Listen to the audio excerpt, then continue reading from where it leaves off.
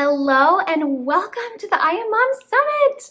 I am so excited to be with you today. I love the I Am Mom Summit so much. I've been watching it since the beginning of its existence, and it has helped me so much to learn and grow and have a little more faith in myself as a mom and to feel that mom community boosting me up. If you had told me a few years ago that I would be speaking at the I Am Mom Summit, I would have laughed right in your face. I am so excited and honored and thrilled to be here with you today. My name is Olivia Bardsley. I am an early childhood educator turned stay-at-home mom and small business owner. I taught preschool and kindergarten and a toddlers and twos classroom before I had my first son. He's now 3.5, and I also have an 18-month-old. When I started staying home, I just couldn't stop thinking about my passion of educating young children. So I started Liv the Mom, my business, where I create handmade learning materials for young children that encourage open-ended play and independent play and learning in homes and classrooms, specifically focused on the alphabet and numbers. I am so incredibly passionate about play and letting kids play to learn. Our world and our society is putting so much more of an emphasis on the worksheets and the standardized testing and the really rigorous standards for our kids, and we are losing play. It's disappearing little by little, year after year, from our schools and our homes. And I've made it my mission to educate parents and teachers alike and how they can make it happen for our kids once again and provide those opportunities for play-based learning.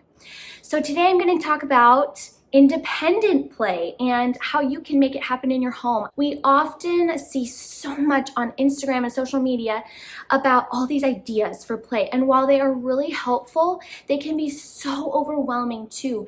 And it gives us the idea that we as the parent should be really involved in our children's play, when actually it can be super beneficial for them if we just take a step back and let them do their thing.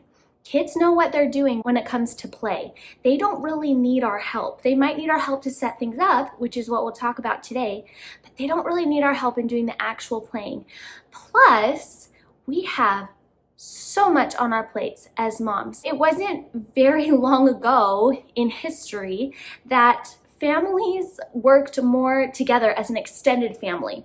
What is known as the role of a mom now, or just two parents, those things were taken care of by many members of an extended family. Everybody lived together and they all contributed to the nurturing and caring for the children.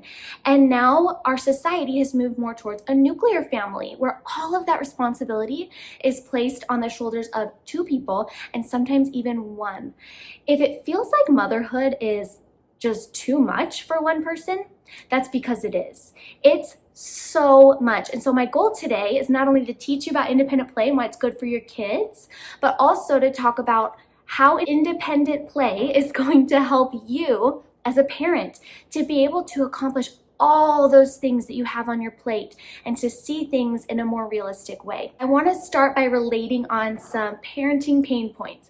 I thought of a list of some things that I have found in my parenting that are frustrating, or just I can't figure out how to solve the problem, or it just makes things harder for me, makes me feel emotion and guilt that I don't want to be feeling. I'm sure you will relate to at least one of these, if not many. So listen to this list as I read to you some of the parenting pain points that I'm hoping we can solve today. My kids constantly want to be in the same room as me. I'm longing for some space. The only thing that holds my kids' attention for a long time involves a screen. I want to play and connect with my child, but there's so much on my to-do list. My child often asks me to play with them, and I feel bad saying no. I need me time, but I feel selfish if it means leaving my child alone to play. It's a challenge to entertain my younger child when my older kids are at school. I'm overwhelmed by all of the activity ideas I see on social media. Who has time for that? I don't enjoy playing, fill in the blank, with my kids. This makes me feel like a bad mom. So as you listen today, keep in mind the pain points that really made you think like, oh yes, I feel that, because this is what we're hoping to ease with all of the strategies and tips that I'm going to give to you. Let's begin by talking about what is independent play. Why is it so good and so important for our kids?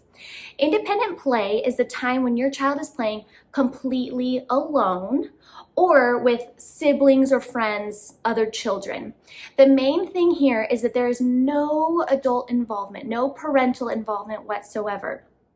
We are really going to take a step back, like I said before, and let them be the captains of their play. They're making the choices. They're choosing everything based on their desires and interests and needs and wants, their preferences and goals and dreams. And this is the time for a child when they feel true, authentic flow. I know we've all seen it before in our kids, and it's honestly so magical. It's one of those things where you just want to get out your camera and sneak over and take a video because it's just so special to watch them really be in the zone like that. Oftentimes, in our society, in our day and age, we tend to focus on the more quantifiable outcomes in our children's education, like how many letters do they know or how high can they count. But these are not the really important skills that are going to help our children to be successful down the road. The benefits of independent play are so much bigger than that, and they're going to create thoughtful, smart, critical thinking people who are going to contribute to society. Independent play encourages improved self-esteem and confidence, creativity and imagination, longer attention span, time management, healthy emotional regulation, autonomy, healthy boundaries, patience, problem solving, and self-reliance. And that's not even the whole list. And to be honest, what parent wouldn't want their kids to have all of those qualities? Not only are those the qualities they're going to create amazing mathematicians and scientists, readers, and writers, that's the kind of thing that's going to create good members of our community to build it up and make it what it really can be. Now comes the fun part. We get to talk about how to make this happen in our homes. How do we encourage independent play?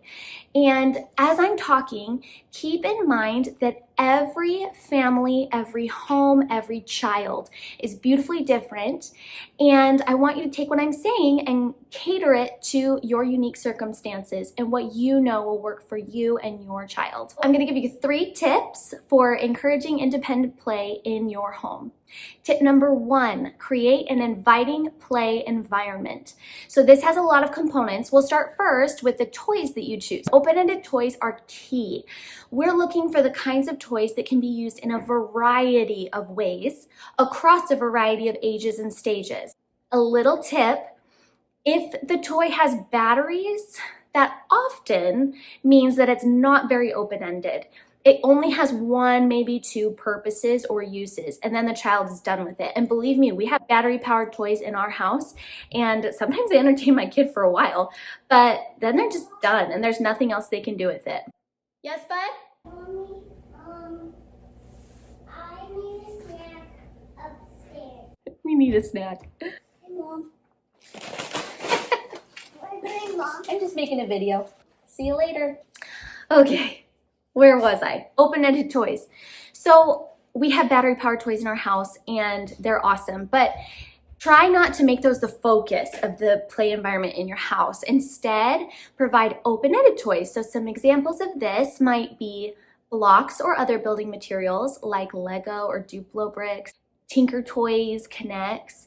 You can also do figurines of animals, people, or things. Imaginary play, any kind of imaginary play like house play or costumes or anything that gets a little dramatic play scene going, that's an incredibly good open-ended toy. Also art supplies, any kind of blank paper with art materials that they can take whatever direction they want is a great open-ended opportunity for play. Now, another important piece when you're thinking about setting up your play environment is to make it so that it's easy for your child to access everything and easy to clean it up, because an Unorganized, chaotic play environment is going to cause a lot of overstimulation and misbehavior and emotions, and your child won't be able to play for as long. If you give them the tools to clean up after themselves, keep the area tidy as they go, then they're going to last longer in their independent play. Another thing to consider, and I won't go too deep into this today, is a toy rotation. So putting away some of your toys and then just getting a few out. We have some really good research that tells us that kids who have less toys available to them actually focus longer, they're more engaged, they play more creatively, and they use the toys in more varied ways. So it can be really beneficial to our kids to have less toys available to them. If you want more information about toy rotation, you can head to my Instagram. We really will dive into that pretty deep soon. Another thing to think about, if you want to take things a step further, set up an invitation to play or an invitation to create. Now, this is what we in the early childhood field, it's the hoity-toity word for setting something up in a sneaky way where you're like, if you're interested in this, great. Maybe you'll play with it for a while. I mean, I don't know. It's just a sneaky way for us as moms to create something inviting that draws our kids in and makes them say, this looks interesting. An invitation to play does not need to be extravagant. It can simply be some blocks set up with their favorite dinosaurs and it makes them look at it and kind of spark some interest so that they start to play with it.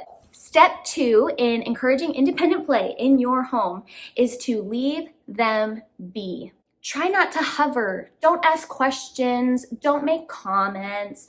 Don't even look at them if you can help it. Just don't make eye contact, because this is when our kids are in the zone. We don't want to interrupt that. And when we feel that urge to jump in, that's when we need to say, okay, let me see where they take this. And that's where the magic is really going to happen. When we let our kids be the captain of their own play, we are sending them the message that they are capable, thoughtful, problem-solving human beings who can do this on their own. And that is exactly the type of thing that we want to instill in them. The third step to encouraging independent play in your home is to have realistic expectations. We are coming out of a pandemic where our relationship with our kids was really pressured. We were spending a lot more time with them than we're used to. We were not able to leave. We were in our homes a lot more.